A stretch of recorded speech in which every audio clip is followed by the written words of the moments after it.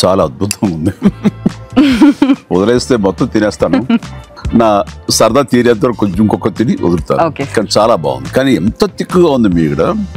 So nice. Maharashtra ప్రభుత్వం urban Maoist బిల్ని తీసుకొచ్చింది. అయితే ఇది ప్రజల హక్కులను కాలరాసే విధంగా ఉంటుంది అని మహారాష్ట్రలో ప్రతిపక్షాలు అంటూ ఉన్నాయి. దీని గురించి మనం మాట్లాడబోతున్నాం. నాగేశ్వర్ గారు, ఈ అర్బన్ మావోయిస్ట్ బిల్ ఇంపాక్ట్ ఎలా ఉండే అవకాశం ఉంటుంది?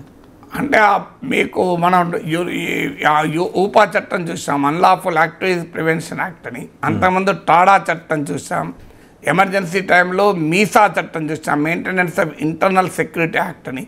టాడా కన్నా ముందు పోటా చట్టం చూసాం, ప్రివెన్షన్ ఆఫ్ టెర్రరిస్ట్ యాక్టివిటీస్ అని. టాడా చట్టం terrorist and disruptive activities prevention act అని. ఈ చట్టాలు దేశ భద్రత పేరిట తీసుకొస్తూ ఉంటారు. ఎందుకంటే దేశ భద్రత అంటే ఎవరు కాదనలేరు కనుక. ఎమర్జెన్సీలో కూడా maintenance of internal security act కింద అంటే అంతర్గత భద్రతను కాపాడే చట్టం అది. ఆ చట్టం కింద అరెస్ట్ అయింది ఎవరు? బీజేపీ నాయకులే. అంటే అప్పుడు భారతీయ జనసంఘ నాయకులు, ఇప్పుడు బీజేపీ నాయకులు.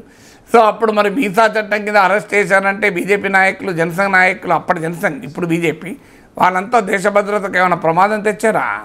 సో ఎమర్జెన్సీ టైంలో మనం చూసాం కదా ఇందిరాగాంధీ చేసిన నిర్వాహకం. ఈ మధ్య కూడా 50 ఏళ్ళు జరుపుకున్నాం కదా దానికి.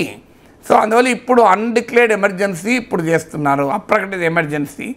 ఇలాంటి చట్టాలు చేసి వాయిసెస్ ఆఫ్ డిసెంట్ అంటారు.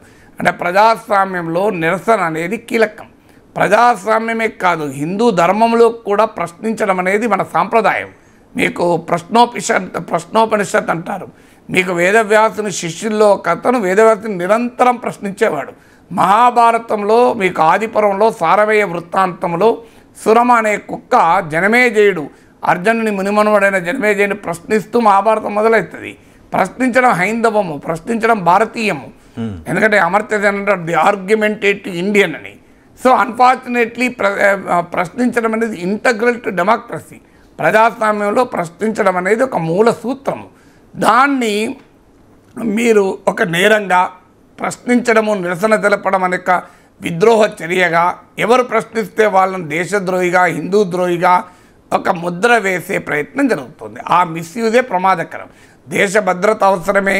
వాయిలెన్స్ క్రియేట్ చేసినా ఆ వాయిలెన్స్ను ఖచ్చితంగా డీల్ చేయాల్సిందే, దాంట్లో ఏమీ డిస్ప్యూట్ లేదు. కానీ ఆ పేరిట మేము ఎవరిపైనైనా మేము కేసులు పెడతాం. ఇప్పుడు మనం చూసాం కదా ప్రొఫెసర్ హరగోపాల్, అందరికీ తెలుసు, ఆయన పైన యూఏపీఏ చట్టం కింద కేసు పెట్టారు. మరి ఆయన అన్లాఫుల్ యాక్టివిటీ ఏం చేశాడు? ఆయన జడ్జిలకు కూడా క్లాసులు చెప్తాడు. ఆయన కూడా సర్దార్ పటేల్ పోలీస్ అకాడమీలో క్లాసులు చెప్తాడు. ఆయన ఐఏఎస్ ఐపీఎస్ అధికారులకు జడ్జిలకు క్లాసులు చెప్తాడు. ఆయన అన్లాఫుల్ యాక్టివిటీ చేసేటువంటి జడ్జెస్ క్లాసులు చెప్పడం పిలుస్తాడా? మరి ఎందుకు ఆయన మీద కేసు పెట్టారు? ఓకే, ఆయన పౌర హక్కుల నాయకుడైతే కేసు పెడతారా? ఆయన ఎక్కడైనా హింసకు పాల్పడ్డా? హరగోపాల్ సార్ మన అందరికీ తెలుసు, నాకు 40 ఏళ్ళుగా తెలుసు. ఆయన చరిత్రలో ఎక్కడ హింసను ప్రోత్సహించిన వాడు కాదు. మన రాజకీయ నాయకుల్లాగా కూడా హింసాయుతంగా ఎప్పుడు మాట్లాడలే. ఏం హరగోపాల్ సార్ ఏమన్నా రప్పరప్ప అన్నాడా? మరి ఎందుకు ఆయన మీద కేసులు పెట్టారు? యూఏపీఏ ఆయన తీవ్రవాద, ఆయన పడిన ఏకపాఠం పట్టుకున్నాడా?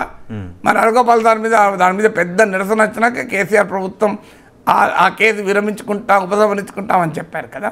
అందువల్ల చరిత్ర అనుభవం ఏం చెప్తుంది? ఫీల్డ్ పైన పేరుకు నక్సలైట్లను మావోయిస్టులు అణచివేత అని, కానీ జరుగుతున్నది ఏంటంటే ఆదివాసీ హక్కుల కొరకు నిలబడ్డ వాళ్ళను, పౌర హక్కుల కొరకు నిలబడేటువంటి వాళ్ళను, స్వచ్ఛంద సంస్థల్ని మీకు చూడండి. సాయిబాబా 95% డిసేబుల్డ్.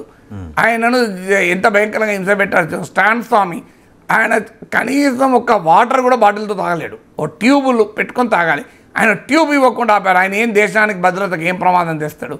సో స్టాన్ స్వామి లాంటి అంగవైకల్యం ఉన్న వ్యక్తి, సాయిబాబా లాంటి అంగవైకల్యం ఉన్న వ్యక్తి మీకు దేశ భద్రతను తలకిందులు చేస్తాడా? కామన్ సెన్స్ చెప్తుంది కదా వాళ్ళు ఏం చేయలేరని. అనేక మల్టిపుల్ ఎలిమెంట్స్తో సాయిబాబా ఉంటే ఆయన దేశ భద్రతకు ప్రమాదం అని చెప్పి ఆయన ఎన్నేళ్ళు ఉంచారు. సో అందువల్ల ప్రభుత్వము ప్రశ్నకు భయపడుతోంది. సో అందువల్ల ప్రశ్నించే ప్రతి ఒక్కరిని తీవ్రవాదిగా, అర్బన్ నక్సలైట్గా, వాళ్ళు ముస్లిం అయితే ఇస్లామిక్ ఫండమెంటలిస్ట్, వాడు పౌర హక్కుల నాయకుడైతే అర్బన్ నక్సలైట్, వాడు లౌకికవాది అయితే యాంటీ హిందూ, లేదంటే ప్రతిపక్షం అయితే యాంటీ నేషనల్, ఇలా ఏదో ఒక పేరేసి వాళ్ళని లోపలేసే కార్యక్రమం కదా.